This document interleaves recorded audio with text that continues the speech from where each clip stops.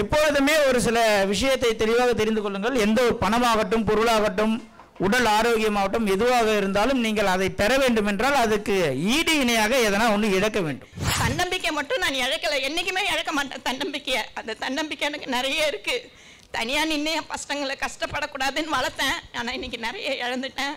அந்த ஆண்டவனை நம்பி, உங்களை நம்பி, உங்கள் வீடியோ என்றைக்கு பார்க்க ஆரம்பிச்சுன்னா தொப்பூர் கூட போயிட்டு வந்தேன். நான் கனகதுர்காவுக்கு போயிட்டு வந்திருக்கேன். என்னால் முடிஞ்ச அளவுக்கு போயிட்டு வந்துட்டுருக்கேன். இப்போ இறைவன் என்ன சொல்கிறாருன்னா, ஒரு நாளைக்கு திருவண்ணாமலைக்கு போகிறீங்க, திருமணத்துக்காக வந்து தடைப்பட்டு நின்று, அதனால வந்து கிரிவலம் சுற்றிட்டு போனோம். இப்போ கொஞ்சம் திருமணம் அமைஞ்சு போச்சு. திருமணம் அமைஞ்சிச்சா? பத்திரிக்கை வச்சுட்டோம். பத்திரிக்கை வச்சிட்டீங்க? நாளும் வச்சிட்டோம். இப்போ திருமணம் வந்து காத்து 20, 19 பொண்ணு போய் காத்து 20 கல்யாணம். சூப்பர், ரைட், வாழ்த்துக்கள். ஆனால் உங்களுக்கு வந்து பத்திரிக்கை வைக்கணும். சரியா? யாருக்கு? உங்களுக்காக வைக்கிறேன். 4 வருஷமா என் வீட்டுக்கார் எந்த வேலையுமே இல்லாமல் இருந்தார். போவார், ஒரு வாரம் மிஞ்சி போனால் 1 மாதம், அதோட வந்துடுவார். இப்போ ஒரு அப்பாயின்மெண்ட்டோட ஒரு வேலை, அவருக்கு பிஎஃபோட ஒரு வேலை கிடைச்சிருக்கு. அடேங்கப்பா, அவருக்கு 20 வயசுல கிடைக்க வேண்டிய வேலை 40 வயசுல கிடைச்சிருக்கு. ரொம்ப சந்தோஷமா இருக்கு. போன மாசம் வரைக்கும் நான் தொடர்ந்து 3 மாசமா வந்துட்டு இருக்கேன். இது 4வது மாசம். 3 மாசமா நான் அழுதுகிட்டே தான் வந்தேன். இன்னைக்கு சிரிச்சுக்கிட்டே வந்திருக்கேன். என் வீட்டுக்கார கூப்பிட்டேன், நீ முதல்ல போ, நான் அப்புறம் வரேன்னு. கண்டிப்பா அவரோட ஒரு நாள் கிரிவலத்துக்கு வருவேன்.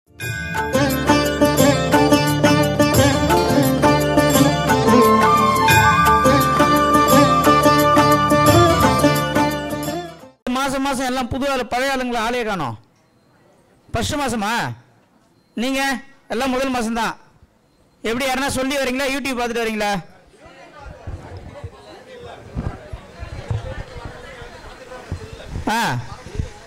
ஓ, ஃபர்ஸ்ட் மாசமா?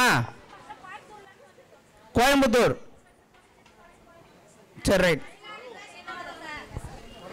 வடலூர், தென்காசி, சரி, ரைட். மாதம் மாதம் ஸ்டார்ட் பண்ணது வந்து கண்டினியூ வராது யார்? ரொம்ப கம்மி தான். 1 2 3 5 6 7 8 9 10 11 12, ஒரு 15 20 பேர் தான். ஒரு 20 பேர், மற்றவெல்லாம் புது ஆட்கள். இன்னும் கொஞ்சம் 4 மணி 4:30 மணிக்கு மேலே ஒரு கூட்டம், ஒரு டீம் வரும். ஒரு மாதம் வருவாங்க, 2 மாதம் வருவாங்கன்னா அவங்க ஒரு கணக்கு வச்சுருப்பாங்க. இத்தனை மணிக்கு ஸ்டார்ட் பண்ணுவாங்க, இத்தனை மணிக்கு முடிப்பாங்க, இத்தனை மணிக்கு போனால் கரெக்டாக நம்ம அட்டன் பண்ணலான்னு ஒரு டீம் இருக்கும். அந்த டீம் தான் 4:30 மணிக்கு மேலே வரும். அதனால் இந்த மாதம் நம்ம என்ன பண்ணுறோன்னா 4:30 மணிக்குள்ளேயே முக்கியமான விஷயத்தெல்லாம் சொல்லிடுறோம். புரியுதுங்களா? எப்பவுமே நம்மளை ஒருத்தவங்க யாரும் ஜட்ஜ் பண்ணக்கூடாது. நம்ம இப்படி தான் பண்ணுவோம், இதை தான் பண்ணுவோம். நம்மளுடைய திட்டத்தை எதிராளி ஒருவன் நிர்ணயித்து விட்டால் நம்மளால் ஜெயிக்க முடியும். 4:30 மணிக்கு மேலே வந்தோடனே நம்ம கிரிவலம் இந்த மாதம் சீக்கிரம் கிளம்பலாம், கிளம்பி கூட்டு போயிடணும். எப்பொழுதுமே ஒரு சில விஷயத்தை நாம் பெற வேண்டும் என்றால் ஒரு சில விஷயத்தை இழக்க வேண்டும். நம்மளுக்கு எல்லாமே வேணும். வேலைக்கும் போகணும், வேலையில் லீவும் போடக்கூடாது, வேலையில் லீவ் போடாது பர்மிஷன் போட்டு இங்கே வரணும், அதுவும் இங்கே சீக்கிரமாக வந்துட்டு இங்கேயும் வெயிட் பண்ணக்கூடாது. இப்படிலாம் ஒரு சில பேர் இருப்பாங்க. 4:30 மணிக்கு மேலே 4:45 வரும் அந்த டீம். எப்பொழுதுமே ஒரு சில விஷயத்தை தெளிவாக தெரிந்து கொள்ளுங்கள். எந்த ஒரு பணமாகட்டும், பொருளாகட்டும், உடல் ஆரோக்கியமாகட்டும், எதுவாக இருந்தாலும் நீங்கள் அதை பெற வேண்டும் என்றால் அதுக்கு ஈடு இணையாக எதனா ஒன்று இழக்க வேண்டும். அதை இழந்தால் நீங்கள் மிகப்பெரிய அளவில் எதனா ஒன்று பெறலாம். இதுதான் பிரபஞ்சம் சொல்லக்கூடிய ஒரு மறைமுகமான ஒரு ஃபார்முலா. அதான ஃபார்முலா. நம்ம இழக்கவே தயாரா இல்லைன்னும் போது என்ன ஆகுது? இங்கே பெறுவதற்கு உண்டான கேட்டு மூடி போடும். இதுதான் உண்மை. இது பொதுவான ஒரு கூட்டு பிரார்த்தனை என்பதனால் நீங்க கேட்கிற கேள்வி எப்படி இருக்கணும்னா எல்லாருக்கும் பயன்பெற மாதிரி இருக்கணும். சார், நான் அரசாங்கத்தில் ஒரு இடம் வாங்கியிருக்கேன், வீடு கட்டணும்னு நினைக்கிறேன், வீடு கட்ட முடியல, இடம் வைக்கணும்னு நினைக்கிறேன், இடம் வைக்க முடியல. இந்த மாதிரி உங்களுடைய சுய கேள்விகளை கேட்கக்கூடாது யாருக்குமே. நீங்கள் ஒரு கேள்வி கேட்டீங்கன்னா அதுக்கு நான் பதில் சொன்னால் இங்கே இருக்கிற 100 பேர் 200 பேருக்கும் அது பதிலாக சொல்லக்கூடிய கேள்வியாக இருக்கணும். உங்களுடைய பர்சனல் கேள்வியை கேட்கறதுக்கு நம்மளுக்கு ஆஃபீஸ் இருக்கு, அது பர்சனல் கேள்வி. நீங்க கேட்கிற கேள்வி உங்களுடைய கேள்வியா கூட இருந்தால் அந்த கேள்வி மூலமா எல்லாருக்கும் பலனடைகிற மாதிரி பயனடைகிற மாதிரி நம்ம அந்த கேள்விகள் இருக்க வேண்டும். அதை தெளிவா ஞாபகம் வச்சுக்கோங்க. அதுக்குதான் நம்ம கூட்டு பிரார்த்தனை செய்யறோம். இப்ப உங்களுக்கு கடன் பிரச்சனையா கேட்கலாம்.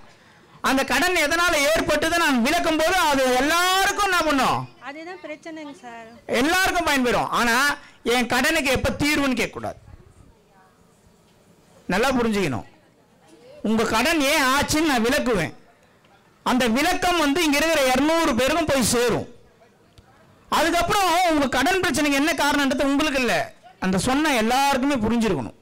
ஏன்னா இது கூட்டு பிரார்த்தனை, எல்லாருக்குமே போய் எல்லா விஷயமும் சேரணும். அரிசி எல்லாம் எடுத்துன்னு வந்திருக்கீங்களா? யாரு எங்க இடம் வாங்குனீங்க? இந்த சைடு தான் வாங்கணுங்க சார். இந்த சைடு வாங்குனீங்க. அதுக்கும் தலையெல்லாம் வாழ இல்லை. என்ன ஊர்? அரசன் கழனி. அரசன் கழனில ஒரு இடம் வாங்குனீங்க. ஆமாங்க சார். சரி, 30 வருஷம் ஆயிடுச்சுங்க. 30 வருஷம் ஆயிடுச்சு. இப்ப 6 வருஷத்துக்கு முன்னாடி அவங்க எங்க மேல கேஸ் போட்டு. யார் போட்டாங்க கேஸ்? கொடுத்தவங்க. அப்படி சொல்லுங்க. இடம் கொடுத்தவங்களே கேஸ் போட்டுறாங்க. நீங்க துட்டு குத்தீங்களா? எல்லாம் முடிஞ்சிச்சுங்க சார். ரியல் எஸ்டேட் கார்கிட்ட நாங்க வாங்கினோம். டாக்குமெண்ட்ல இது வாங்கிட்டீங்க. அவரு வந்து யார்கிட்ட வாங்கினாரோ அவங்க எங்க பேர்ல போட்டுருக்காங்க. அவங்க முகத்தையே நான் பார்க்கல. அது வந்து நீங்க இடம் வாங்கிக்கிறீங்க, அந்த இடத்து மேல இடம் கொடுத்துரு கேஸ் போட்டுக்கிறாரு. அந்த இடத்த குத்துவாரு, அந்த இடத்த குத்துவர் மேல கேஸ் போட்டுக்கிறாரு. அவர்கிட்ட கொடுத்த ரியல் எஸ்டேட் கார் மேல போடல, எங்க மேல போட்டுருக்காரு. உங்க மேல போட்டாரு. நாங்க அவரு முகத்தையே பார்க்கல. ரியல் எஸ்டேட் கார் மேல தான் நாங்க வாங்கினோம். எவ்வளவு ஏரியா? முக்கா கிரவுண்டுங்க சார். முக்கா கிரவுண்ட். அப்பா நானு எல்லாம். எவ்வளவு கொடுத்து வாங்குனீங்க? 50,000 கொடுத்து வாங்கணும் சார். வெறும் 50,000மா? 96 வருஷத்துல. வெறும் 50,000 தானே? ரைட், விட முடியாது, மனசு கேட்காது. என்ன நீங்க ரேட் வந்து எவ்வளவு போகுது? அப்பலாம் வந்து ஒத்தடி பாதையில தான் நடந்து வந்து இந்த இடத்த காட்டினாரு. சரிம்மா, அது இப்ப தாய் பத்திரம் யார்கிட்ட இருக்கு? எங்க கிட்ட எல்லாமே இருக்கு. உங்ககிட்ட எல்லாமே இருக்கு. பட்டா எல்லாமே இருக்கு. இப்போ நீங்க என்ன பண்ணிக்கிறீங்க? கேஸுக்கு என்ன பண்ணிக்கிறீங்க? வெக்கில் நோட்டீஸ் நீங்க என்ன பண்ணிக்கிறீங்க? ரிப்ளை கொடுத்துறீங்க. கொடுத்த பிறகு நாங்க எல்லாம் நல்லா புரிஞ்சுக்கணும். ஜோதிடம் எவ்வளவு தூரம் பவரா வேலை செய்யுமோ அதை விட 100 மடங்கு வேலை செய்யறது வாஸ்து. சரிங்களா? வாஸ்து தான் முதல்ல வேலை செய்யும், அதுக்கப்புறம் தான் ஜோதிடம். நம்ம வாழற இடம், படுக்கிற இடம், தூங்குற இடம், நடக்கிற இடம், நடமாடுற இடம் எதுவோ அதுதான் முதல்ல நம்மளுக்கு வேலை செய்யும். இவங்க ஒரு இடம் வாங்கி இருக்கிறாங்க. அந்த இடத்துல வாங்கினவனே என்ன பண்ணிக்கிறான்? கேஸ் போட்டுக்கிறான். என்னன்னு போட்டுக்கிறாங்க கேஸு? அவருக்கு வேணுமா அந்த இடம், எவ்வளோக்கு வாங்கினீங்களோ அதை கொடுத்துட்றேன்றாரு. அவரு கழனிக்காரை நாங்கள் பார்த்ததே இல்லைங்க சார். ரியல் எஸ்டேட்காரை பார்த்து தான் நாங்கள் வாங்கினோம். அவர் வந்து எங்கள் மேலே போட்டிருக்காரு, தப்பாக போட்டிருக்காரு. அதை போய் ரியல் எஸ்டேட் கிட்ட இதுக்கும் எனக்கும் சம்மந்தம் கிடையாதுன்றாரு. சரி, இப்போ இவங்க வீட்டில் குடியிருக்கிற வீட்டில் வாஸ்து பிரச்சனை இருக்கும். இவங்க குடியிருக்கிற வீட்டில் இருக்கும். இவங்க வீட்டுக்காரோடைய அப்பா வாழ்ந்த வீட்டில் இருக்கும். இவங்க என்ன பண்ணுவாங்கன்னா ஜாதகத்தை கையில் எடுத்துப்பாங்க. ஏங்கம்மா நிற்கிறீங்க? நிற்காதீங்க, உட்காருங்க. எல்லாருமே உட்காந்துருங்க. இப்போ உங்கள் வீட்டுக்காரர் கூட பிறந்தவங்க எத்தனை பேர்? 5 அக்கா, 3 அக்கா 2 தங்கச்சிங்க சார். யார் மூத்தவங்க? அக்கா தான் மூத்தவங்க. அக்காவுக்கு கல்யாணம் ஆயிடுச்சா? ஆயிடுச்சு. அவங்க வீட்டுக்காரர் எங்கே இருக்காரு? இறந்துட்டாங்க. ஏன் இறந்தாரு? உடம்பு சரியில்லாமல் இருந்தாரு. எப்படி உடம்பு சரியில்லைன்னா எப்படி? ஹார்ட் அட்டாக்கா இல்ல சுகர் ஓவர் ஆயிடுது. சரி, அடுத்தது யாரு? சுகர் ஓவர் ஆகி ஃபிட்ஸ் வந்துருச்சுங்க. சரி, ரைட், இறந்துட்டாரு. உங்க கேள்வி அப்படியே வச்சுக்கங்க. ஒரு 10 பேருக்கு சொல்லும் போது சேர்த்து உங்களுக்கு பதில் சொல்லிட்டேன். நல்லா ஞாபகம் வச்சுக்கங்க. கோர்ட்டு கேஸ் இருக்குது. ஆமா, திடீர்னு வந்திருக்கு, எதிர்பார்க்கலங்க சார் நான். அதனால எங்க பொண்ணுக்கு கல்யாணம் பண்ண முடியாம வீட்டு அடமானம் போட வேண்டியதாயிடுச்சு. ரொம்ப மன உளைச்சல்ல இருக்கேன் நான். சரி, உங்களுக்கு கோர்ட் கேஸ் நம்ம ஏரியால தானே இருக்குன்னு கோவிலுக்கு வந்தேங்க சார் நான். இங்க இருக்கிறவங்களுக்கு யாருன்னா பிரச்சனை இருக்கும், கோர்ட் கேஸ் இருக்கும், போலீஸ் ஸ்டேஷன் பிரச்சனை இருக்கும். அப்ப மொத்தமா சேர்த்து ஒரு விஷயத்தை விளக்கும் பொழுது எல்லாருக்கும் இது பயன்படும் அப்படின்றதுக்காக தான் உங்களை உட்கார சொல்லியிருக்கேன். முதல்ல உங்க வீடை நீங்க வரையணும். வீடு வரைஞ்சிட்டீங்களா? ஃபுல்லா வரைஞ்சிட்டீங்க. இப்ப இருக்கிற வீடு அப்படியே வச்சுக்கங்க. பேர் என்னவா? ஹலோ சார், வணக்கங்க. நான் வேப்பசெட்டிபாளையத்துலேருந்து வந்திருக்கேங்க சார். உங்களை பார்க்கறதுக்காக வந்திருக்கேன். நான் 2 பையன். அழக்கூடாது. நீங்கள் அழுதீங்கன்னா இப்போ என்னை பற்றி நான் சொல்லிடுறேன், நல்லா கேட்டீங்க. நீங்கள் அழுதீங்கன்னா நான் என்ன பண்ணுவேன்னா அடுத்த ஆள் யாரும் பார்ப்பேன். அழுது டைம் வேஸ்ட். சரிங்க. அதனால என்ன பிரச்சனை தெரிய போதா? எனக்கு 2 பையன். பிரச்சனை தெரிய போதும் சொல்லுங்க. அவங்கள உட்கார 1/2 மணி நேரம் அழுவு சொல்லி கேஸ் கொடுத்தோன்னே வாபஸ் வாங்க வச்சிடலாம். சரி, யாருக்கு பிரச்சனை இல்லை? எல்லாத்துக்கும். உங்களை விட 3 மடங்கு 100 மடங்கு எங்களுக்கு இருக்குது. நாங்கள் ஜாலியாக சிரிச்சுன்னு தானே வரோம். அழவே கூடாது. எவ்வளோ பெரிய விஷயமா தான் அழக்கூடாது. எதுக்கு அழறீங்க? இங்கே இருக்கிறவங்க எல்லாருக்கும் ஒரே விஷயம் தான் சொல்கிறேன். உங்கள் பிரச்சனையை விட உங்கள் பக்கத்தில் உட்காந்துக்கிறோம் உங்கள் பிரச்சனை பெரிய பிரச்சனையாக இருக்கும். ஒன்றா பக்கத்தில் 1/2 மணி நேரம் பேசிக்கிங்க. எல்லாம் உங்கள் பிரச்சனை பெருசுன்னு நீங்கள் நினச்சின்னு இருப்பீங்க. அழகிறதுனால ஒரு பிரச்சனை தீந்துராது. 2 பையங்க சார். 2 பையன். 2 பேர்த்துக்கு கல்யாணம் பண்ணிட்டேன். பெரியவனுக்கு 2 பொண்ணு, அவங்க 5 வயசோட விட்டுட்டு போயிட்டாங்க. பெரியவ ஆயிட்டா. சின்னவனுக்கும் கல்யாணம் பண்ணி 2 பேரும் குடும்பத்தோடு இல்லைங்க சார், பிரிஞ்சிருக்காங்க. அதுதான் ரொம்ப கஷ்டம். யார் யாரும் குடும்பத்தோட இல்லை? 2 பையனுக்குமே மனைவி. 2 பேருங்களும் மனைவி இல்லையா? அவள்தான். இப்போ அதுக்கு தான் அந்த அம்மா உட்கார சொன்னேன். அந்த அம்மாவுடைய பிரச்சனையும் இந்த அம்மாவுடைய பிரச்சனையும் சிங்க் ஆகும். இப்போ அவங்களுக்கு சொல்கிற பதிலும் இவங்களுக்கு சொல்கிற பதிலும் ஒரே பதில் தான். ஏன்னா எல்லாருக்கும் தனித்தனியாக சொல்கிறதுக்கு கணவனை மனைவியும் பிரிஞ்சிட்டாங்கன்னா வாஸ்துல வடமேற்கு பிரச்சனை, கோர்ட்டு கேஸுக்கு போனாலும் வடமேற்கு பிரச்சனை. இப்போ அவங்களுக்கு என்ன தீர்வோ அதே தீர்வு தான் உங்களுக்கும். சரி, வேற தீர்வே கிடையாது. ஒரே இப்போ வந்து சுகருக்கு ஒரே மாத்திரை எந்த டாக்டர் கிட்ட போனாலும் எப்படி கொடுப்பாங்க மாத்திரை? சுகர் அளவுக்கு ஏற்ற மாதிரி டோஸ் மட்டும்தான் மாறும், மாத்திரையே மாறாதுல்ல. அவங்களுக்கு கோர்ட்டு கேஸ் பேசுனா இவங்களுக்கு கணவன் மனைவி பிரிஞ்சுட்டாங்க. ஆனால் பிரச்சனை ஒன்று தான். ஒரே மாதிரியான விஷயத்தை தான் நம்ம சொல்ல போகிறோம் இவங்க தீர்வுக்கு. உங்கள் வீடு எப்படி இது வரைய தெரியுமா? உள்ள நுழையும் போது வடக்கு வாசல். நீங்கள் கொஞ்சம் ஹெல்ப் பண்ணி அவங்க வீட்டை கேட்டு வரைஞ்சி வாங்க. அவங்க கிட்ட வீட்டை சொல்லி வீட்டை வரைங்க. போங்க மைக்கு வாங்கண்ணா. நீயே வரைங்க. ஓரமாக உட்கார வச்சாரி பொண்ணா 2 மைக்குண்ணா. எனக்கு 3 பெண் பிள்ளைகள், ஒரு பையங்க. 3 பொண்ணு ஒரு பையன். 3 பெண்களுக்கும் கல்யாணம் பண்ணி கொடுத்து எல்லாம் முடிஞ்சு போய் பேர பிள்ளைங்களாம் இருக்காங்க. சரி. மகன் வந்து 2008 விஐடி கம்ப்யூட்டர் சயின்ஸ் படிக்கும்போது மூளையில் நரம்பு பாதிப்பு ஏற்பட்டு ஒரு 2-3 நாளில் மயக்க நிலைக்கு போயிட்டு இறந்துட்டாங்க. சரி. இப்போ நான் இருக்கிற வீடு வந்து 2000 கட்டின வீடு. 2000 கட்டின வீடு. அவன் பையன் வந்து 2000 வந்து அவன் காலேஜுக்கு போகிற கண்டிஷனில் இருந்தான். +2 படிச்சுக்கிட்டு இருந்தான். 1100 மதிப்பெண் பெற்றான். நேரடியாக விஐடி வேலூர் இன்ஸ்டியூட்டில் மார்க் பேசிஸில் அவனை அட்மிஷன் போட்டு படிக்க வச்சேன். சரி. 3 வருஷம் படித்து 4வது வருஷம் படிக்கும்போது திடீர்னு ஒரு நாள் ஓவர் ஆங்ஸைட்டியில், டாக்டர் சொன்னது அதான், ஓவர் ஆங்ஸைட்டியில் அவனுக்கு மூளையில் நரம்பு பாதிச்சிடுது. அதே மாதிரி அதிகமாக படித்தான். எல்லாத்துலேயும் ஃபஸ்ட் மார்க் தான் வருவான். இரவு படிக்கிறது வந்து இப்போ 2 மணி வரைக்கும் படிப்பானான்.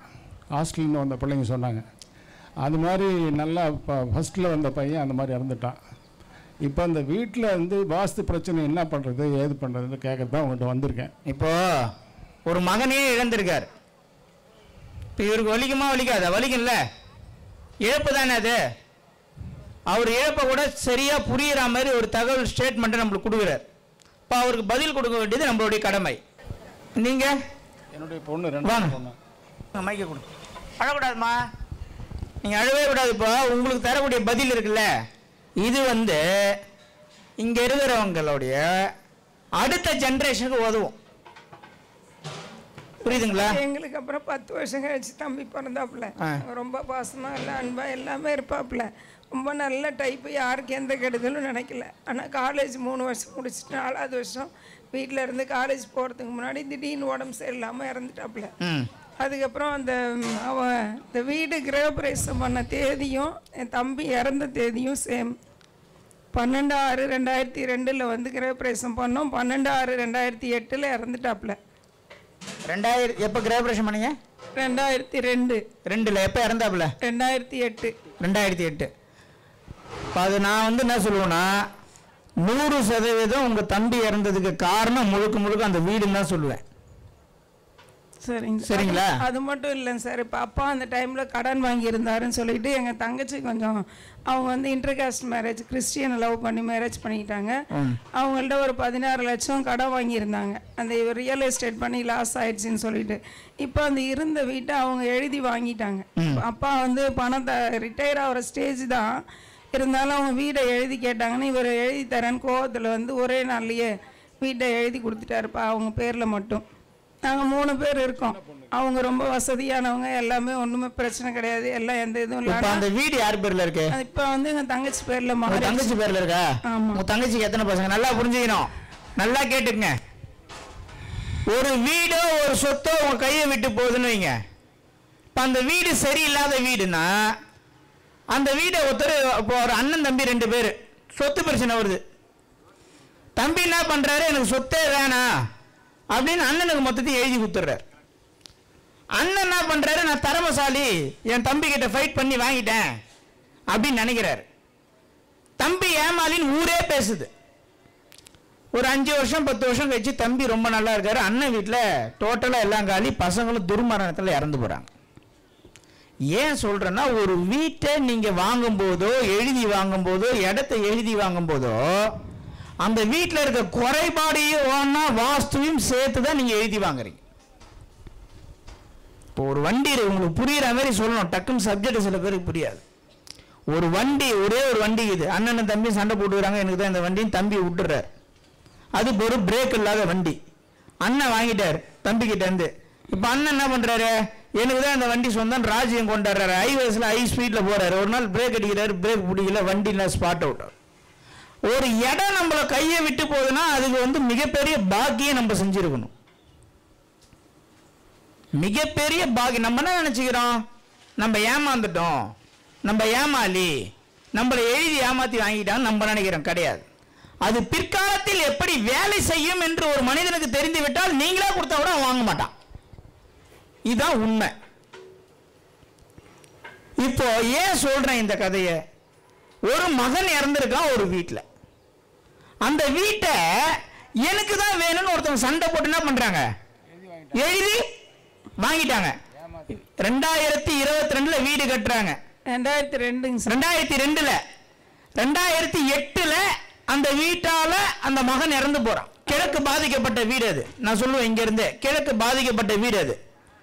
இப்ப அந்த வீட்டை என்ன பண்றாங்க, அப்பா கிட்ட இருந்து இன்னொரு பொண்ணு எனக்கு தான் வேணும்னு வாங்கிக்கிறாங்க. 2011 எழுதி வாங்கிட்டாங்க. இப்போ என்ன நடக்கும் நீங்க நினைக்கிறீங்க? இப்போ அதுல இருந்து எங்க அம்மா ரொம்ப மன உளைச்சல். அம்மா மன உளைச்சல்லாம் விடுங்கம்மா. பொண்ணு இருக்காங்க, பையனுக்கு ஒரே ஆளுக்கே கொடுத்துட்டோம், வசதியானவங்களுக்கு கொடுத்துட்டோம் ஃபீல். இப்போதான் நான் விஷயத்த சொல்றேன், தெளிவா சொல்றேன். இப்போ உங்களுக்கு புரியல. உதாரணத்துக்கு நானே சொல்றேன். இப்போ எங்களுடைய சொந்த ஊர்ல எங்களுக்கும் கொஞ்சம் பூர்வீக சொத்துலாம் இருந்தது. நாங்க எல்லாத்தையும் வித்துட்டு வந்துட்டோம்.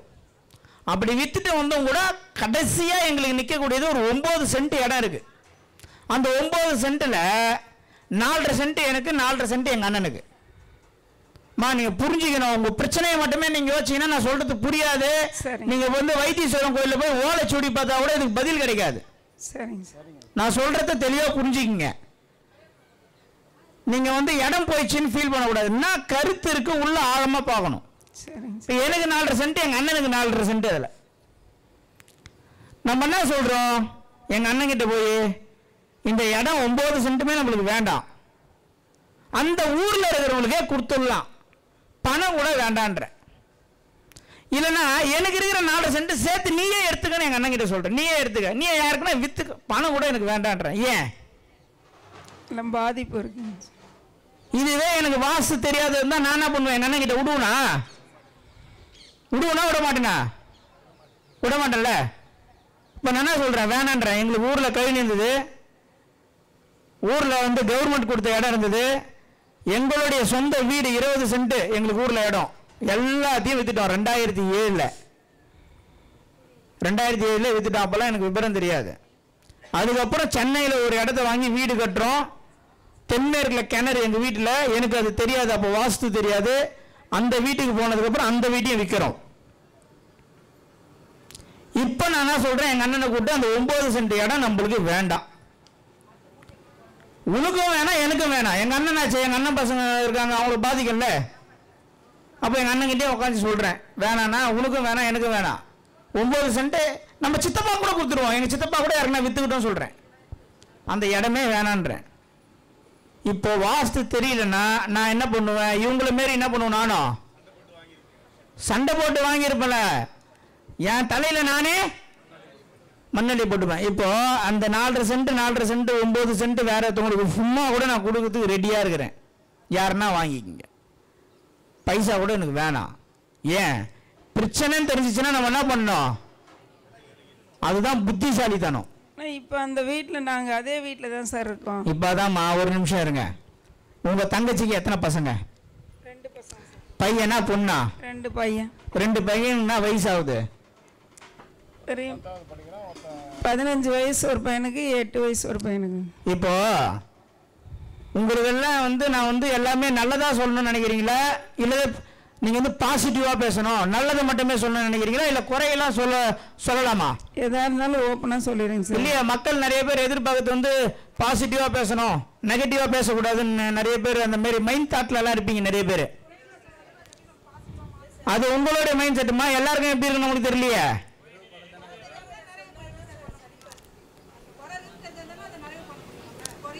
நான் அதிகபட்சம் 99% குறைகளை மட்டுமே சொல்லுவேன். ஏனென்றால் எதை செய்யக்கூடாது என்று தெரிந்து கொண்டால் மட்டும் போதும், செய்ய வேண்டியது தானா நடக்கும். புரிஞ்சுங்களா? ஒருத்தருக்கு இவருக்கு வந்து 3 பொண்ணு 1 பையன். இவருடைய கதையை கரெக்டா விளக்குற, நல்லா கேட்டுக்குங்க. இதோடைய பதில் உங்களுக்கு நல்லா ஆணி அடிச்ச மாதிரி மனசுல பதியணும். அந்த இடம் வந்து நீங்க சம்பாரிச்சு வாங்குனீங்களா இல்ல பூர்வீக சொத்தா? நீங்க சம்பாரிச்சு வாங்கின சொத்து. இப்போ அவர் ஒரு இடம் வாங்குறாரு, இவரு 3 பொண்ணு 1 பையன். 3 பொண்ணை கட்டி கொடுத்துட்டாரு, ஒரு பையனை இழந்துட்டார். எப்படி இறக்குறாருன்னு பார்க்கணும். இப்போ எல்லாருக்கும் எத்தனை மாசத்துல குழந்தை பிறகுது? உங்ககிட்ட தான் பேசுறேன், பேசணும். 10 மாசம் டவுனா அப்படியே உட்காந்து இருக்கக்கூடாது. 10 மாசத்துல தானே பிறகுது. அதுல என்ன மாறுதா? யாரோ ஒருத்தவங்க குறை பிரசவம் பிறக்கும், அதெல்லாம் விட்டுருங்க. பொதுவா ஒரு குழந்தை பிறப்பது எத்தனை மாசம்? 10 மாசம். சரி, ஒரே மாதிரி தானே குழந்தை பிறகுது, அது எதுவும் மாற்றம் இல்லை. அப்ப இறப்பும் ஒரே மாதிரி தானே இருக்கணும். ஏன் மாறுது? ஒருத்தன் ஆக்சிடென்ட்ல இருக்கிறான், விஷம் குடிச்சிருக்கிறான், ஹார்ட் அட்டாக்ல இருக்கிறான், ஏன் மாறுது? இப்போ பிறப்பு என்பது விதிக்கப்பட்ட ஒன்று ஒரே மாதிரி இருந்தால் இறப்பும் ஒரே மாதிரி தான் இருக்கணும். இல்லை ஏன்? யாருன்னா பதில் சொல்லுங்க. நீங்க பதில் சொன்னாதான் நான் அடுத்த கட்டத்துக்கு போக முடியும். அவங்க கர்மா. கர்மா என்ன? ஆகும்னா இதை ஷார்ட்டா ஒன்று சொல்லிடுறது கர்மான்னு. இப்போ இறப்பு ஒரு கர்மானா பிறப்பும் ஒரு கர்மா தான். அப்ப பிறப்பும் வித்தியாசமா பிறக்கணும்ல. ஒரே மாதிரி காது கண்ணு மூக்கு வாய் எல்லாம் வச்சு 10 மாசத்துல குழந்தை யோனி வழியா வெளியே வரும்போது இறப்பும் ஒரே மாதிரியாக நடக்காததுக்கு காரணம் என்ன? ஒரு குழந்தை இறக்குது. இப்போ உங்க பையனா திதியில இருந்தாப்புல, திதி தெரியாதா? சரி, ஷார்ட்கட்டா ஒரு ஆன்சர் சொல்றேன், நல்லா கேட்டுங்க. ஒரு பையனுக்கு பொண்ணு தேடுறீங்க, ரொம்ப நாளா கிடைக்கல. அந்த பையனுடைய பாட்டி ஒரு திதியில இறந்திருப்பாங்க. புரியுதுங்களா? அந்த பையனுடைய பாட்டி ஒரு திதியில இறந்திருப்பாங்க. அந்த திதியில ஒரு பொண்ணு பிறந்து வெயிட் பண்ணின்னு இருக்கும் இவனுக்கு மனைவியா வர. அதை விட்டுட்டு இவர் ஊரெல்லாம் சுத்துவார், பொண்ணு கிடைக்காது. அப்ப அவங்க பாட்டி அந்த திதி எதுவும், அந்த திதியில அவங்க பாட்டிக்காக இவர் காலில இருந்து ஒரு விரதம் என்ன சொல்லுங்க. எத்தனை மணில இருந்து எத்தனை மணி வரை இருப்பீங்க? எத்தனை மணில எப்படி இருப்பீங்க? 1 டே சார். நம்ம காலையில 6 மணிலேருந்து ஈவினிங் 6 மணி வரைக்கும். அது காலையில 6 மணிலேருந்து ஈவினிங் 6 மணி வரையில இருக்கிறது பேரு 1 டேவா? ஒரு நாள்ன்றது இன்னைக்கு 6 மணிக்கு பொழுது விடுதுன்னா மறுநாள் காலையில 6 மணி வரைக்கும் தான் சார் ஒரு நாள். அப்ப விரதம் எப்படி இருப்பீங்க? விரதமா சார்? ஒரு நாள் ஃபுல்லா இருக்கணும்னா ஒரு நாள் ஃபுல்லாவே அப்படியே தான் சார். அதெல்லாம் கேட்கல, நீங்க எப்படி இருப்பீங்கன்னு கேட்டேன். நானா சார்? நான் ஒரு பகல்ல இருந்து நைட்டு மட்டும் பால் பழம் சாப்பிட்டு இருந்திருக்கிறேன் சார். ரைட்டு. கிட்ட கொடுங்க. ஒரு 4 பேர் டக்கு சொல்லுங்க. விரதம் எத்தனை நாள், எத்தனை சூரிய உதயத்திலிருந்து எத்தனை மணி வரை இருப்பீங்க சார்? காலையில 6லேருந்து அடுத்த நாள் 6 மணி வரைக்கும் வெறும் தண்ணி தான் சாப்பிட்டுட்டு இருக்கு. Okay, right. அடுத்தது சார், காலையில இருந்து வீடு சுத்தம் பண்ணிட்டு மதியம் கொஞ்சம் மைக்க கிட்ட வச்சுக்கணும். மதியம் 2 மணிக்கெல்லாம் விரதம் விட்டுருவாங்க சார். ரைட்டு, கொடுங்க. அது மைக்க காலையில 6 மணில இருந்து விரதம் இருந்து சாயந்தரம் 6 மணிக்கு விரதம் விடுவாங்க. என்ன விரதம்? முடிச்சுக்குவாங்க. நான் ஊர் நீங்க? நாங்க தென்காசி மாவட்டம். ரைட்டு. ஏனுங்க மைக்க பக்கத்தை விடுங்க. நாங்கள் எப்போவுமே காலையில் சிவனுக்கு போயிட்டு வந்து தான் இந்த பௌர்ணமிக்கு மட்டும் ஃபுல்லாக இருப்பேன். ஃபுல்லாக இருப்பீங்கன்னா எப்படி இருப்பீங்க? 7 மணிக்கு சாமியை பார்த்துட்டு வந்து விரதம் விடுவோம். பாருங்க, அன்னாபிஷேகம் 7 மணி வரைக்கும் என்ன சாப்பிடுவீங்க? 7 மணி வரைக்கும் பால் பழம் இதெல்லாம் சாப்பிட்டுக்கிடுவோம். அப்புறம் வேற அவ்வளோதான். ஒரு விரதம்னா இன்னைக்கு காலையில் சூரியன் உதயம் ஆகுதுன்னா நாளைக்கு காலையில் சூரியன் உதயம் ஆகிற வரைக்கும் ஒரு நாள். இதுதான் ஒரு நாள். இன்னைக்கு காலையில் சூரியன் உதயம் ஆச்சுன்னா நாளைக்கு காலையில் சூரியன் உதயம் ஆகிற வரைக்கும் 24 மணி நேரம் இருக்கக்கூடிய ஒரு விரதம், அது பலிதமாகும். அதுதான் விரதம். நான் டிஃபன் மட்டும் சாப்பிடுவேன், நான் நைட்டு மட்டும் தோசை மட்டும் சாப்பிடுவேன். விரதம் என்பதோடைய உள்ள தாற்பயத்தை நான் சொல்கிறேன். இவங்களுடைய விஷயத்துக்கும் விரதத்துக்கும் ஒரு கனெக்ஷன் இருக்குது. நான் சொல்கிறதுக்காக தான் இப்போ நான் கேட்டேன். இப்போ ஒரு விரதம்னா இன்னைக்கு காலைல சூரியன் உதயமாகி நாளைக்கு காலைல சூரியன் உதயமாகிற வரைக்கும் இருக்கிறது தான் விரதம். அதுதான் பலிதமாகும். விரதம் இருக்கிறதுக்கு காரணம் என்னன்னா, வயிறை பட்னி போடும்போது என்ன ஆகும், அந்த இடத்துல உஷ்ணம் அதிகமாகும். உடம்புல உஷ்ணம் அதிகமாச்சுன்னா உடம்பில் இருக்கக்கூடிய கிருமி நாசிகள் செத்து போகும். பிசிஓடி அப்படின்னு ஒரு பிரச்சனை, நீர்க்கட்டி எனக்கூடிய பிரச்சனை எத்தனை ஆண்டுகளுக்கு முன்னாடி வந்தது? குழந்தையின்மை. ஒரு ஊரில் போய் ஒருத்தவங்களுக்கு குழந்தை இல்லைன்னு கேட்டிங்கன்னா ஊரே சொல்லும். யாருன்னா ரொம்ப ரேராக ஒரு ஆள் தான் இருப்பாங்க. ஒரு ஊருக்கே ஒரு ஆள் தான் இருப்பாங்க குழந்தை இல்லாதவங்க. இன்னைக்கு ஒரு வீட்டுக்கே ஒரு ஆள் கம்பல்சரி கருத்தரிப்பு மையம் போகிறாங்க. இதோடைய காரணத்தை நான் சொல்லுவேன். இப்போ நான் என்ன சொல்ல வரேன்ற இந்த விஷயத்த முக்கியமாக சொல்லணும். அவங்க சொன்ன ஒரு விஷயம், அந்த அந்த புக்கு எடுத்துணும்மா. நீங்கள் வாங்கம்மா, எழுத முடியுமா? வாங்க. ஒரு நாள் என்பது சூரிய உதயத்திலிருந்து மறுநாள் சூரிய உதயம் வரைக்கும் இருக்கக்கூடியதான் ஒரு நாள். எப்படிங்க அது பிரிங்கம்மா, பிரிங்க. அதில் என்ன படிங்க? திருவண்ணாமலை சென்று வர மாற்றம் உண்டு. நீங்கள் திருவண்ணாமலை லாஸ்ட்டாக எப்போ போனீங்க? சரி, நீங்கள் உட்காரலாண்ணா. திருவண்ணாமலை போய் 3 மாசம் ஆகுது சார். சரி, அதுக்கு முன்னாடி என்ன பண்ணியிருந்தீங்க? கண்டினியூவாக போயிருந்தீங்களா? அதுக்கு முன்னாடிலாம் கண்டினியூவாலாம் போல சார். சரி. டைம் கிடைக்குதோ அப்போதான் போவேன். அதுக்கு முன்னால ஒரு 6 மாசத்துக்கு முன்னால போனேன். அதுக்கப்புறம் இப்போ 3 மாசத்துக்கு. சரி, வேற எதனா போகணும்னு நினைச்சுன்னு இருக்கீங்களா திருவண்ணாமலைக்கு? 4 மாசத்துக்கு முன்னால தான் நான் உங்க வீடியோவே பார்க்க ஆரம்பிச்சேன். அதுக்கு முன்னால என்கிட்ட ஆண்ட்ராய்டு மொபைல்லாம் கிடையாது. சரி. இந்த சின்ன மொபைல் தான் வச்சிருந்தேன். 4 மாசத்துக்கு முன்னால தான் உங்க வீடியோவே பார்க்க ஆரம்பிச்சேன். இந்த மொபைல் வந்த பிறகு தான். சரி. நீங்க ஃபர்ஸ்ட் இந்த முருகன் கோயில் வந்து நான் பார்க்கல. சரி. இந்த ஃபர்ஸ்ட் மலைக்கு போறது தான் நான் ஃபர்ஸ்ட் பார்த்தேன். ஃபர்ஸ்ட் மாசம் வந்தேன். எனக்கு வழி தெரியல, மாறி வந்துட்டோம். எல்லாம் மேலே போயிட்டு வந்துட்டாங்க. நான் சிவனை நினைச்சு வந்தேன். நான் மேலே ஏறணும்னு முடியல ஃபர்ஸ்ட் மாசம். 2வது மாசம் பூவு வில்வோ நான் எங்க போனாலும் சும்மா போக மாட்டேன். கோயிலுக்கு போனால் என்னால் முடிஞ்சதை வாங்கிட்டு போய் சாமியை பார்த்துட்டு வருவேன். வந்துட்டேன். ஆனால் எப்படி ஏற முடியல என்னால். மயக்கம் வந்துடுச்சு, கண்ணெல்லாம் கட்டிடுச்சு. ஆனால் சாமியை நினச்சிட்டு உட்காந்துட்டேன். அதுக்கப்புறம் எப்படி ஏறினேனே தெரில. மேலே ஏறி போய் படுத்து எழுந்து அவருக்கு லிங்கம் கட்டி பூ கட்டி என் கையால் போட்டு அபிஷேகம் கண்ணு நிறைய பார்த்தேன். ஓசூர்ல இருந்து வந்த ஒரு ஃபேமிலி என்னை கை பிடிச்சி கீழே இறக்கி கொண்டு வந்தாங்க. நீங்களா? சரி. நிறைய இழந்துட்டாலும் நான் தன்னம்பிக்கை விடலை. 25 வருஷமா கஷ்டப்பட்டு சம்பாரிச்சதெல்லாம் இழந்துட்டேன். இன்னைக்கு ஒரு ஃப்ரெண்டுன்ற முறையில் நம்பிக்கை துரோகம் பண்ணிட்டாங்க. பரவாயில்ல, தெய்வம்னு இருக்கு. நான் கஷ்டப்பட்டு சம்பாரிச்சிருந்தா எனக்கு திரும்பி வரும்ன்ற நம்பிக்கை எனக்கு இருக்கு. தன்னம்பிக்கை மட்டும் நான் இழக்கலை. என்றைக்குமே இழக்க மாட்டேன் தன்னம்பிக்கையை. அந்த தன்னம்பிக்கை எனக்கு நிறைய இருக்கு. தனியாக நின்று என் பசங்களை கஷ்டப்படக்கூடாதுன்னு வளர்த்தேன். ஆனால் இன்னைக்கு நிறைய இழந்துட்டேன். அந்த ஆண்டவனை நம்பி உங்களை நம்பி உங்கள் வீடியோ என்னைக்கு பார்க்க ஆரம்பிச்சுன்னா தொப்பூர் கூட போயிட்டு வந்தேன். நான் கனகதுர்காவுக்கு போயிட்டு வந்திருக்கேன். என்னால் முடிஞ்ச அளவுக்கு போயிட்டு வந்துட்டு இருக்கேன். இப்போ இறைவன் என்ன சொல்கிறாருன்னா, ஒரு நாளைக்கு திருவண்ணாமலைக்கு போகிறீங்க. Okay sir. சாமியை பார்க்குறீங்க, அம்பாலை பார்க்குறீங்க. அதுக்கப்புறம் என்ன பண்ணுறீங்க? முடிஞ்சா கிரிவலம் வரீங்க, இல்லைன்னா அங்கேயே உட்காந்துறீங்க. Okay sir. ஒரு 1/2 மணி நேரம் இல்லை, 1 மணி நேரம் இல்லை, ஒரு நாள் அங்கேயே இருக்கீங்க. கூட நான் இருப்பேன் சார். அதுக்கப்புறம் ரிட்டர்ன் வரீங்க. மாதம் இந்த கிரிவலத்தில் வந்து கலந்துங்க. ஒரு சில மாதங்களே உங்களுக்கு மாற்றம் தெரியும். Okay sir. சரிங்களா? உங்களை ஏன் கூப்பிட்டு பேசணும்னா, ஒரு நாள் என்பது இன்றைய சூரிய உதயத்திலிருந்து நாளைய சூரிய உதயம் என்பதே இன்னைக்கு தெரியாத காலகட்டத்தில் நம்ம வாழ்ந்துருக்கிறோம். Okay sir. நம்மளுடைய பாரம்பரிய முறையே நம்மளுக்கு தெரியாத வாழ்ந்துருக்கிறோம். முக்கியமான விஷயத்த சொல்கிறேன், நல்லா கேட்டுங்க. ஒருத்தருக்கு 3 பொண்ணு, ஒரு பையன். ஒரு பையன் இறந்துடுறாரு. 2002 வீடு கட்டுறாங்க. 2008 பையன் இறங்குறாரு. பையன் இறக்கும்போது மூளை பாதிக்கப்பட்டு பையன் இறக்குறாரு. மூளை பாதிப்பு ஏற்படுதுன்னா கிழக்கு பாதிப்புன்னு அர்த்தம். கிழக்கில் வாஸ்துவில் குறைபாடு இருந்தால் மூளை பாதிப்பு ஏற்படும் என்பது உறுதி, 100% உறுதி. இப்போ 3 பொண்ணு. 3 பொண்ணுல ஒரு பொண்ணு என்ன பண்றாங்க, அந்த இடத்த ஃபைட் பண்ணி வாங்கிடுறாங்க. அந்த ஒரு பொண்ணுக்கு 2 பசங்க. இப்போ என்ன நடக்கும்? இப்போ தவறான இடத்த சண்டை போட்டு வாங்குறாங்க. இப்போ அந்த இடத்தில் வசிப்பவர்களை முதல் பாதிக்குமா, அந்த இடத்தை வாங்கியவர்களுக்கு பாதிக்குமா? வசிப்பவர்களை முதல்ல பாதிக்கும். ஏன்னா நீங்க வாடகை கட்டுறீங்களா? கிடையாது. இதுவே இவங்க வாடகை பணமா கொடுத்தாங்களா, அது பாதிப்பு அவங்களுக்கு ஸ்டார்ட் ஆயிடும். வாடகை பணம் இல்லை, இந்த வீட்டை விட்டு இவங்க வெளியேறி இவங்க வெளியே வாடகை போயிட்டாங்க அப்படின்னா இந்த வீட்டை வாங்கியவர்களுக்கு என்ன ஆயிடும்? இப்போ மறைமுகமா அந்த பாதிப்பை அவங்க பொண்ணுக்கு தடுத்து யார் நிப்பாட்டிட்டு இருக்காங்க? இப்போ அந்த வீட்டை விட்டு வெளியேறணும்னு அவங்க தங்கச்சியோடைய பசங்களுக்கு என்ன ஆகும்? மிகப்பெரிய பாதிப்பு ஏற்படும்.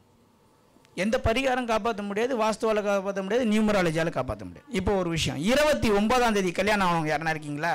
எந்த 12 மாதம் 12 மாதத்தில் 29ஆம் தேதி கல்யாணம் ஆச்சு எனக்கு. ஏன் சொல்கிறேன்னா இதெல்லாம் டக்குன்னு நீங்கள் புரிஞ்சுக்கணும். 29 கல்யாணம் ஆச்சுன்னா அது பிரிவு வரைக்கும் போய் தான் ஒன்று சேரணும்னு ஒரு விதி இருக்குது. புரியுதுங்களா?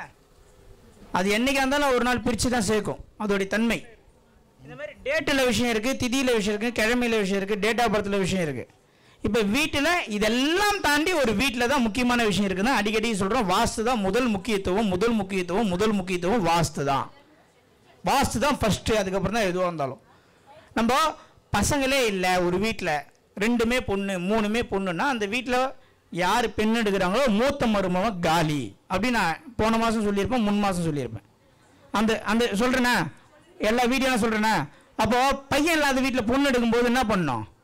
உஷாராக எடுக்கணும். உஷாரா அந்த வீட்டில் காலை வைக்கிற மூத்த மருமகன் எவ்வளோ பெரிய ஆளாக இருந்தாலும் என்ன ஆகிடுவார்? கீழே வந்துடுவார்.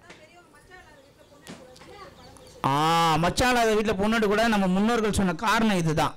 மூத்த மருமகனை தான் அதை முதல்ல காலி செய்யும்.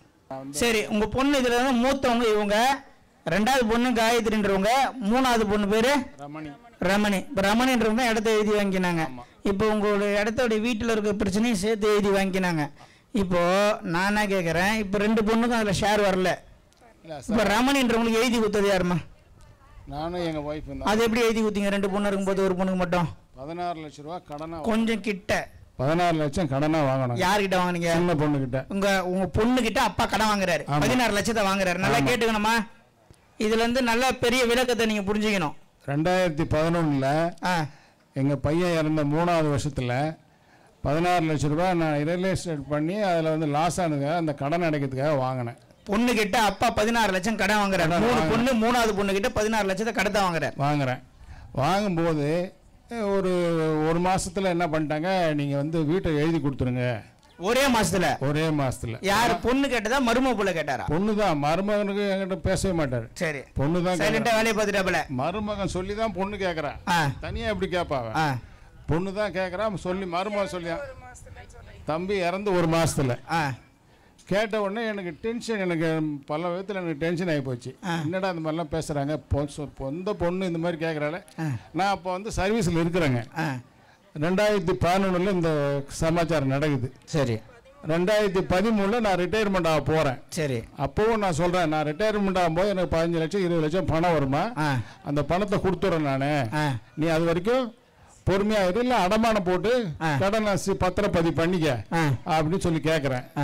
அதெல்லாம் முடியாது, நீ கிரையம் பண்ணி தான் கொடுக்கணும், தான செட்டில்மெண்ட் பண்ணி தான் கொடுக்கணும் அப்படின்னு சொல்லிட்டு பேசின உடனே எனக்கு இப்போ மனநிலை வந்து ரொம்ப வெக்ஸ் ஆகி போய், என்னடா இது பணத்தை கொடுத்துட்டு நமக்கு புள்ள போய் நமக்கு 1 மாதம் ஆகுது, இந்த நேரத்தில் வந்து கேட்குறாள், எழுதி கேட்குறாள் அப்படின்ற வருத்தத்தில், சரி என்னதான் நம்ம எந்த சொத்து நம்ம எடுத்துமா போகிறோம், சரி போடி உனக்கு எழுதி கொடுத்துறப்போ அப்படின்னு சொல்லிட்டு இந்த பொண்ணுங்கள்கிட்ட கலக்கவே இல்லை. நான் 2 பொண்ணுகிட்டையும் கேட்கவே இல்லை. அதுலேயும் அவங்க சாமர்த்தியமாக பத்திரத்தை எழுதி அந்த 2 பொண்ணுகிட்ட கையெழுத்து வாங்கி கொடுங்க, இல்லைன்னா நாளைக்கு கோர்ட்டுக்கு போடுவாங்க அவங்க. ஆமாம் ஆமாம், கையெழுத்து போட்டீங்கம்மா, என்ன சொல்லி கையெழுத்து வாங்கினாரு உங்கப்பா? போட்டு போமா, அவளுக்கு அவள் தான் கேட்குறாள், கொடுத்துட்டு போவோம்மா அப்படின்னு சொல்லி சண்டை போட்டு, சரி அவங்களும் போட்டிங்க, உகாவும் போட்டாங்க. ஆமாம், சரி ரைட்டு, போட்டால் கொடுத்துட்டோம், ரிஜிஸ்டர் ஆகி போச்சு, முடிஞ்சு போச்சுங்க. சரி, இப்போ 2011 இப்போ 13 வருஷம் ஆயிருக்கு. சரி, இப்போ என்ன சொல்கிறா அந்த பொண்ணு, 60 லட்ச ரூபா கொடுத்தீங்கன்னா வீட்டை திருப்பி கொடுத்துருவேன். 16 லட்சம் கொடுத்துட்டு 60 லட்சம் கொடுத்தா திருப்பி கொடுத்துருவேன். அந்த கதையை வச்சு அதுதான் 60 லட்சம். அதில் என்ன ஒரு கண்டிஷன் சொன்னால் அதையும் சொல்லணுமா இல்லையா? 16 லட்சம் கொடுத்து அந்த தான செட்டில்மெண்ட் எழுதி கொடுக்கும்போது நீங்கள் 2 பேரும் வீட்டில் இருந்துங்க, அப்பா அம்மா 2 பேரும் இருந்துக்குவாங்க. சரி, உங்களுடைய ஆயுட்காலத்துக்கு பிறகு இந்த நாங்கள் சொத்தை நாங்கள் எடுத்துக்கிறோம். சரி அப்படின்னு சொல்லிட்டாங்க. இப்போ என்ன சொல்கிறாங்க, எங்களுக்கு பிரச்சனை ஆகுது, நீங்கள் வீட்டை விற்று கடன் கொடுங்க, கடன் கொடுத்துருங்க. எவ்வளோ கொடுக்கணுமா? 60 லட்சம் கொடுங்க. நான் என்ன சொல்லிட்டேன், இல்லை இப்போ உங்கள் சின்ன பொண்ணு வீடை விற்றுட்டீங்க, அவங்க உங்கள் சின்ன பொண்ணுக்கு வீடை விற்றுட்டீங்க. ஆமாம், இப்போ நீங்கள் இருக்கிறத உங்கள் சின்ன பொண்ணு வீட்டில். ஆமாம், கரெக்டா? ஆமா, அதான உண்மை. இப்ப என்ன சொல்றாங்க, அந்த வீடு வேணா 60 லட்சம் கொடுத்துருங்க, நான் திருப்பி கொடுத்துறேன்றாங்க. திருப்பி கொடுத்துறோம் அப்படின்றாங்க. சரி ரைட், இதான் நிலைமை. இதான் நிலைமை. இப்போ உங்களுக்கு என்ன பண்ணணும்னு நீங்க நினைக்கிறீங்க? நான் என் பதில சொல்ல போறேன். இப்போ நீங்கள் என்ன சொல்கிறீங்களோ நான் கேட்குறேன். Okay right. 16 லட்சம் பணம் வந்து சார் 2013. சரி. அந்த பணத்தை வந்து இப்போ எடுத்துக்கன்னு சொல்லிட்டு சொல்லி கூட பார்த்தேன் நான். கடனை அடைச்சிருக்கேன் எடுத்துக்கங்க. அப்போ அதெல்லாம் ஒன்று வேணான்னு சொல்லிட்டான். அது சின்ன பொண்ணு. வீடு வேணும்னா 60 லட்சம் கொடுங்க. ஆமாம். இல்லைன்னா நீங்கள் வெளியே போங்க நான் வித்துக்கிறேன்றாங்களா? அந்த 16 லட்சத்துக்கு என்ன பண்ணனாக்கா பாண்டிச்சேரியில் ஒரு இடம் வாங்கி போட்டேன். சரி. அந்த 14 லட்சத்துக்கு அப்படியே ஒரு 6 பிளாட்டு அன்னைக்கு வாங்கும்போது ஒரு 15 லட்சத்துக்கு வாங்கிட்டேன். அந்த நான் என்ன சொன்னேன், இன்னைக்கு போய் இப்போ முந்தா நாள் போய் இப்போ இப்போ அந்த பாண்டிச்சேரியில் வாங்குனீங்களே? ஆமாம். அந்த இடம் வந்து எந்த பைசால வாங்குனீங்க? அந்த ரிட்டையர்மெண்ட் பணம் வந்து இல்லை. ரிட்டையர்மெண்ட் பணம் எப்போ வந்தது? 2013. அப்போ பாண்டிச்சேரியில் எடுத்து வாங்கிட்டீங்க? ஆமாம். வாடகை விட்டுக்கிறீங்களா? இல்லை இல்லை, இடமா வாங்கி போட்டு வச்சிருக்கேன். சரி ரைட்டு. இன்னைக்கு வேல்யூ என்னன்னு போய் பார்த்தேன் முந்தா நாள். 31 லட்சம் வந்தா வித்துடலாம் சார் அப்படின்னு ஒரு புரோக்கர் சொன்னாப்ல. சரி ரைட்டு. நான் இடையில ஒரு ரெட்டியார் ஒருத்தர் நம்ம நண்பர், அவர் ஆயுட்கால நண்பர்னு வச்சுங்களேன், அவர் மூலமா பேச்சுவார்த்தை வந்தது. சரி. அந்த இடம் வந்து அந்த ரிட்டையர்மெண்ட் பணத்தை உனக்கு கொடுக்குறது தான் வாங்கினேன், நீ வேணான்னு சொல்லிட்டேன். இடம் வாங்கி வச்சிருக்கேன். இன்னைக்கு என்ன விலை போகுதோ வித்து அந்த பணத்தை கொடுத்துட்றேன், நீ எடுத்துக்க. சரி அப்படின்னு சொன்னேன். உங்க பொண்ணு ஒத்துக்க மாட்டாங்க? ஒத்துக்கல. அது 60 லட்சம் கொடுத்தா கொடுங்க, இல்லைன்னா நீங்க வீட்டை நம்ம 3 பேருக்கு தான் எழுதி தருவாங்களா? அப்பா அம்மா பேர்ல எழுதி தர மாட்டாங்களா வீட்டை? திரும்ப பணம் கொடுத்தாலும் எங்க பேர் உங்க அப்பா கிட்ட வந்து உங்க அப்பா கிட்ட மறுபடியும் நீங்க 2 பேரும் வாங்கிக்கலாம். அது விஷயம் கிடையாது. 60 லட்சம் உங்க அப்பா கட்ட சொல்றீங்க மறுபடியும் அதானே? சார் அது வீட்ல இருக்கலாமான்னு கேக்குதா. இப்ப பதில் நல்லா தெரிஞ்சுக்கணும். இதான் நிலவரம். இப்ப டீல் முடிக்கிறேன், நீங்களும் டீல் முடிக்கணும். சரி. இப்ப என்னன்னா இவர் என்ன பண்ணணும்னா ஜாதகத்தை எடுத்துக்கொண்டு பரிகாரத்துக்கு செல்லக்கூடாது. ஏன்னா இதுக்கு தீர்வு கிடைக்காது. இவர் குடியிருக்கும் வீட்டில், கிழக்கு பாதிக்கப்பட்ட வீட்டில் ஒருத்தர் குடியிருக்கிறாரு. 3 பொண்ணு ஒரு பையன் இறந்து போயிட்டாருன்னும் போது அந்த வீட்டில் கிழக்கு பாதிக்கப்பட்ட வீடு. அந்த வீடு தான் எனக்கு வேணும்னு சொல்லி சின்ன பொண்ணு என்ன பண்ணிடுறாங்கன்னா அப்பா கிட்ட 16 லட்சம் பணத்தை கொடுத்து அந்த வீட்டை வாங்கிக்கிறாங்க. மறுபடியும் அதே வீட்டை அப்பாவுக்கு நான் தரேன் 60 லட்சம் கொடுக்குறேன்னு கேட்குறேன். இப்போ இவர் என்ன பண்ணணும், கரெக்டாக என்ன பண்ணணும் அப்படின்னு, வீட்டை விட்டு என்ன பண்ணோம் வெளியே. ஆனால் இது வெளியே இருந்து பார்க்கறதுக்கு முட்டாள்தனமாக தெரியும். யாரு கட்டி விட போகுது? இப்போ நம்ம என்ன பண்ண இந்த இடத்துல சென்டிமெண்டா, ஐயோ அதுவும் என் பொண்ணு தானே, அதுவும் என் பசங்க தானே, அதுவும் என் பேரன் தானே நீ நினைக்க கூடாது. அப்படி நீ நினைச்சா இந்த 2 பொண்ணுங்களுடைய பசங்க என்ன ஆகும்? இதுதான் நான் மறுபடியும் நான் சொல்றேன், எதனா ஒன்னு இழந்தால்தான் பெற. இப்போ உங்களுக்கு இந்த 2 பொண்ணுங்களுடைய பசங்க நல்லா இருக்கணுமா, ரமணி பொண்ணுடைய பசங்க நல்லா இருக்கணுமா? 3மே நல்லா இருக்கணும்னு சொன்னா இப்ப பிரச்சனை ஆகிவிடும். அது எப்படி சார் இவங்க நல்லா இருக்கணுமா அவங்க நல்லா இருக்கணும்னு கேட்டா அது எப்படி நான் பதில் சொல்ல முடியும்? ஒரு தந்தையா எப்படி பதில் சொல்ல முடியும்? தந்தையா சொல்லிதான் ஆகணும். அவங்க பண்ற தப்புக்கு அவரவர்கள் தண்டனை அனுபவித்தே தீர வேண்டும். இப்ப இந்த வீட்டை விட்டு நீங்க வெளியே வந்தீங்கன்னா உங்க ரமணிக்கு இருக்கக்கூடிய 2 குழந்தைகளுக்கு ஏதோ ஒரு குழந்தைக்கு அந்த வீடு வாஸ்து ரீதியாக பிரச்சனையையும், இவ்வளவு நாள் தந்தையை கலங்கப்படுத்தியதற்காகவும் 2 அக்காவை வருத்தப்படுத்தியதற்காகவும் நான் தண்டனையும் அந்த வீடு கொடுக்க ரெடியா காத்துனுக்குது. இதை நான் போய் தடுக்க முடியாது, நீங்களும் தடுக்க முடியாது, இறைவனே தடுக்க முடியாது. அவங்க எத்தனை பசங்கம்மா உங்களுக்கு? உங்க 2 பையன் கோடிக்கணக்கில் சம்பாதிப்பாமா, எழுதி வச்சுக்குமா. இருக்கட்டும்மா, உங்க பையன் கோடிக்கணக்கில் சம்பாதிப்பான். இதுனா 60 லட்சம் 60 கோடி உங்க பையன் சம்பாதிப்பான். அன்னைக்கு உங்க தங்கச்சி பசங்களாம் உங்க பையன் கிட்ட வந்து உதவி கேட்கிற ஒரு நிலைமையை இறைவன் ஏற்படுத்துவார். நீங்க நம்பினீங்கன்னா அந்த வீட்டை உங்க தங்கச்சிக்கு விட்டுட்டு 60 லட்சம் நீங்க கொடுக்கூடாது. நீங்க புத்திசாலியா இருந்தா என்ன பண்ணணும், 60 லட்சம் கொடுக்கூடாது. அந்த வீட்டை அவங்களுக்கு குத்துருங்க. அந்த வீட்டை அவங்க பாண்டிச்சேரியில் இடங்குதுல அந்த இடத்த விற்று முடிஞ்சா கொஞ்சம் பணத்தை போட்டு இங்கே நீங்கள் எங்கே குடியிருக்கீங்களோ அங்கே பக்கத்தில் ஒரு இடத்த வாங்கி வீடை கட்டுற வழியை பாருங்க. அவளுக்கு பெரிய பாப்பாவுக்கு அவள் சொந்தமாக வீடு கட்டி கொடுத்துட்டோம்.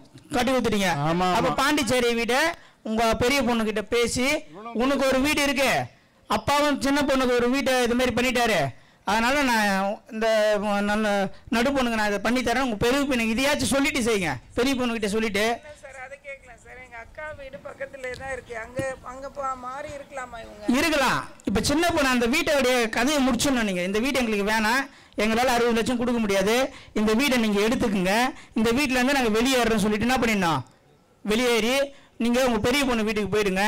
உங்க பிரச்சனை சின்ன பொண்ணுக்கு ஸ்டார்ட் ஆயிடும். வாஸ்து என்பது நீங்க நினைப்பது போல் கிடையாது. வாஸ்துவோடைய வீரியம் ரொம்ப அதிகம், ரொம்ப ரொம்ப ரொம்ப அதிகம். அதை அனுபவப்படும் போதும் அதை அனுபவிக்கும் போதும் தெரியும். ஐயா நீங்கள் வீட்டை விட்டு வெளியேறினோம், பெரிய பொண்ணுக்கு ஒரு வீடு இருக்குது, அந்த வீட்டில் போய் நீங்கள் தங்கிக்கிங்க. இன்னொரு வீடு சின்ன பொண்ணுக்கு குத்துட்டீங்க. இருக்கிற பாண்டிச்சேரியில் இடங்குதுல அதை விற்று இவங்களுக்கு செட்டில் பண்ணுங்க. இதுதான் தீர்ப்பு, நாட்டாம தீர்ப்பு. இந்த பிடிங்க ஐயா, இதில் இப்போ என்ன எழுதி இது படிங்க. மைக் விடணா பிடி. மதுரை மீனாட்சி அம்மனின் புரியாது, புரியல என் காலங்கிட்ட குத்து பச்சிக்கங்க. அம்மனின் அனுகிரகம் உண்டு. மதுரை மீனாட்சி அம்மனின் அனுகிரகம் உண்டு. மதுரைக்கு நான் அடிக்கடி போயிட்டு வந்துட்டுருக்கேன். பொண்ணு அங்கதான் மதுரை தியாகராஜர் காலேஜில் படிக்கிறான். ரைட்.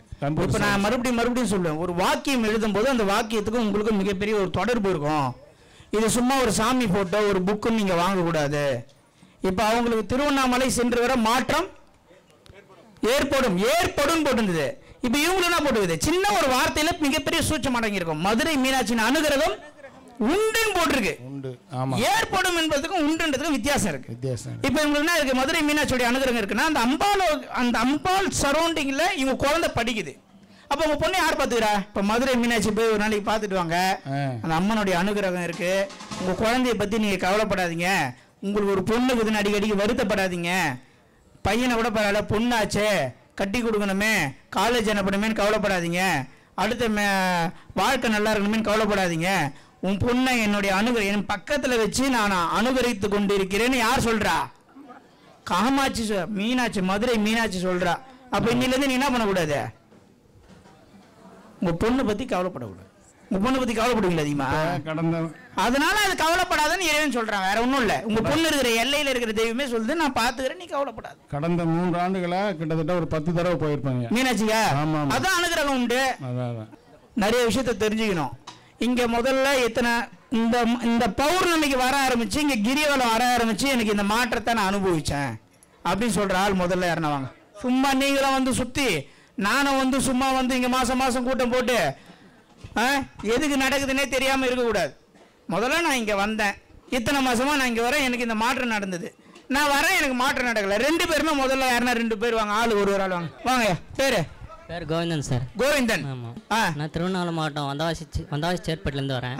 அக்கா அம்மா கொஞ்சம் சவுண்டா பேசுங்க, கிட்ட வச்சுக்கங்க. அக்கா மூலியமா தான் யூடியூப்ல பார்த்து அது மூலியமா பார்த்தாங்க. சரி. நாங்கள் 3 வாரம் தொடர்ந்து வந்தோம். இது 4வது வாரம். சரி, 4வது மாசம்.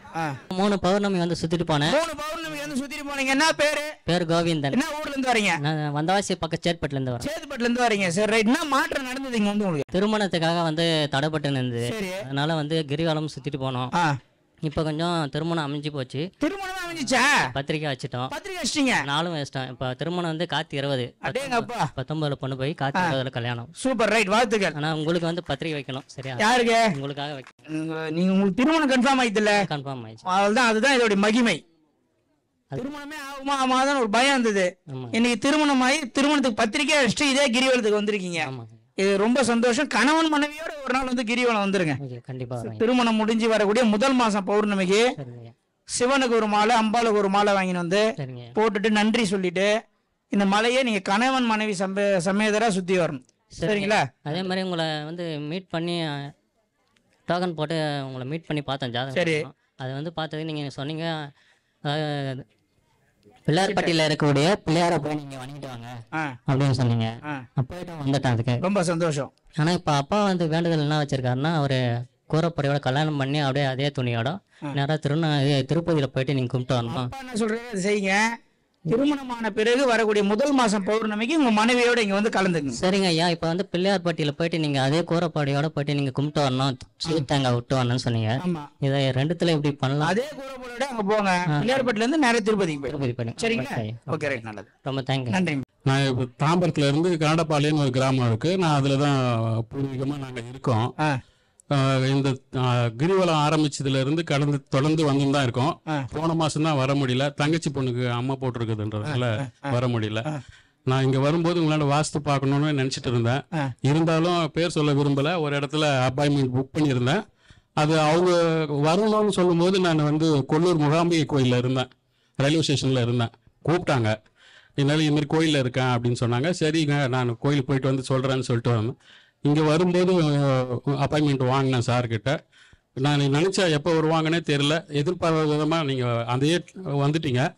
வந்தவுடனே நீங்கள் அந்த குறைங்கெல்லாம் பார்த்துட்டு வடமேற்கு வந்து ரொம்ப ப்ராப்ளமாக இருக்குது, அதனால தான் இந்த பிரச்சனைலாம் இருக்குது அப்படின்னு சொல்லியிருந்தீங்க. அதை நீங்கள் சொல்லி இது எல்லாத்தையும் இடிச்சிடணும் இடிச்சிட்டு எல்லாத்தையும் கரெக்ட் பண்ணிவிடுங்க அப்படின்னு சொல்லி நீங்கள் சொன்ன அந்த மாதத்துலேயே எல்லாத்தையும் முடிச்சிட்டேன். ஒரே ஒரு என்னன்னா தம்பி வீட்டில் ஒரு ஜன்னல் ஒன்று வைக்க சொன்னீங்க, அது ரெடியாக பண்ணிட்டு இருக்கோம். கொஞ்சம் அவர் கோபமாக இருக்கார் அவர், அதுவும் இப்போ ஒரு வாரத்தில் பண்ணிடுவேன்.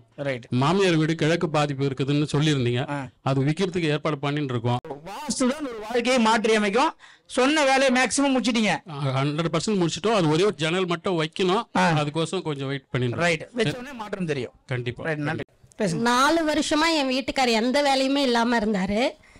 போவாரு, ஒரு வாரம் மிஞ்சி போனா 1 மாசம் அதோட வந்துருவாரு. இப்போ ஒரு அப்பாயின்மெண்டோட ஒரு வேலை, அவருக்கு பிஎஃப்ஓட ஒரு வேலை கிடைச்சிருக்கு. அடேங்கப்பா. அவருக்கு 20 வயசுல கிடைக்க வேண்டிய வேலை 40 வயசுல கிடைச்சிருக்கு. ரொம்ப சந்தோஷமா இருக்கு. போன மாசம் வரைக்கும் நான் தொடர்ந்து 3 மாசமா வந்துட்டு இருக்கேன். இது 4வது மாசம். 3 மாசமா நான் அழுதுகிட்டே தான் வந்தேன். இன்னைக்கு சிரிச்சுக்கிட்டே வந்திருக்கேன்.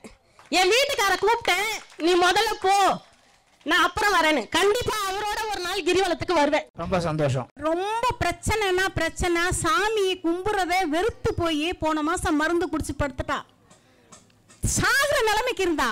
நான் இவரை சுத்தி விடல. போன மாசம் நடக்கவே முடியல. இந்த மாசம் நான் கிரிவலம் மேல போயிட்டு இங்க வந்து இன்னைக்கு வந்து உட்காந்துருக்கேன். எல்லாமே இவர் என்ன சொன்னாரு, ஒரு குரு சொல்றத கேளுமா அப்படின்ட்டு இவர் சொல்லிட்டு சாமி படத்தை கொடுத்து அனுப்பிட்டாரு.